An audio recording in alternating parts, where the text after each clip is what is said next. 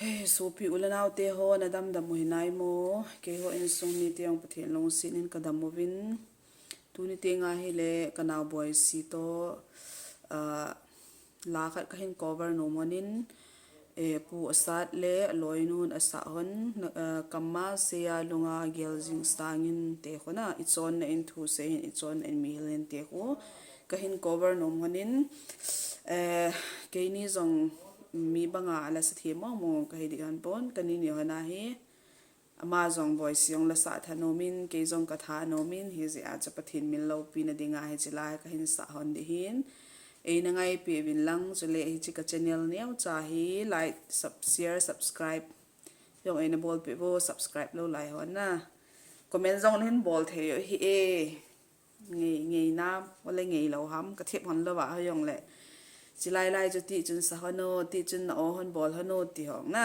comment na hin bol the yu he ti la tu hin sa pan tao te le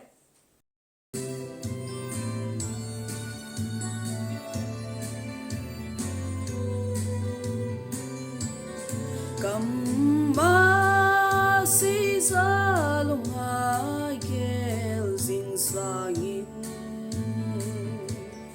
mi ta chân na phu na to a vit sa hi mi zo se dinga san the lam pi hi zo it's on na in to seihen it's on na in mi hil hen I ho sumuba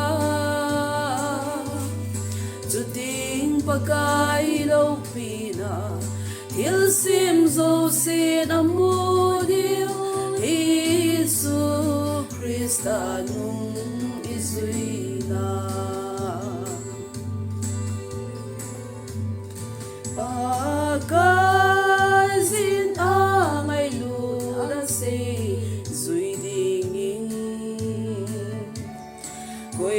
Hile kanung ezui no mazu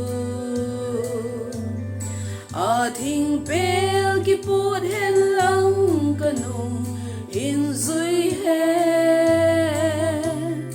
ti in pakai zine go it's on na in to seihen it's on na in mi hil hen I ho bung le I gam sumuba chu ting pakai lau pina til sim zo sin amudio Isu Krista nung izuina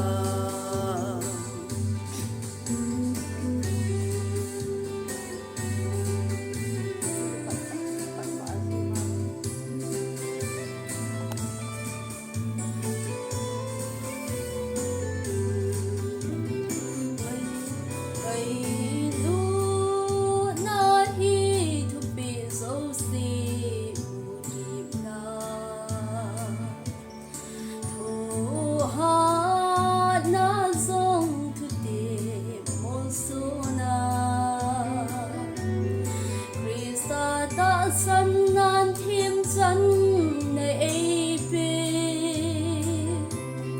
hi chu ngày luôn sal bo ai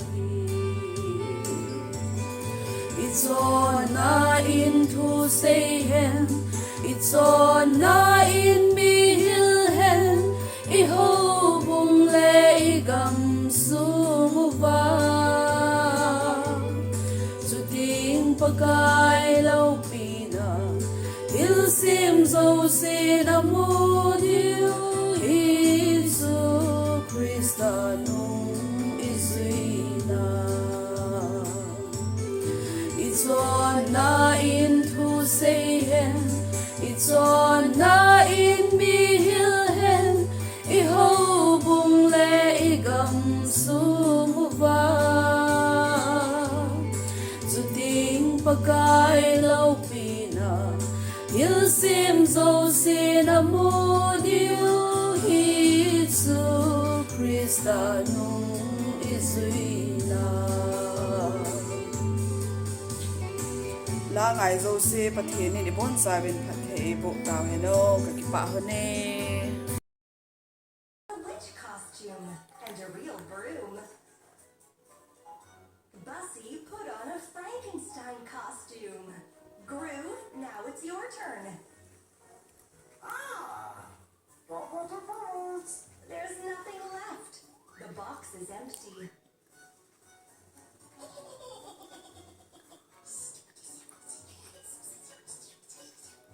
What are you eating, baby? It seems the cars have thought. What are you eating? Boo, where are you calling everyone? Brown lollipop. A toy first aid kit on the shelf. You need to get it. You are eating brown lollipop. Are you happy?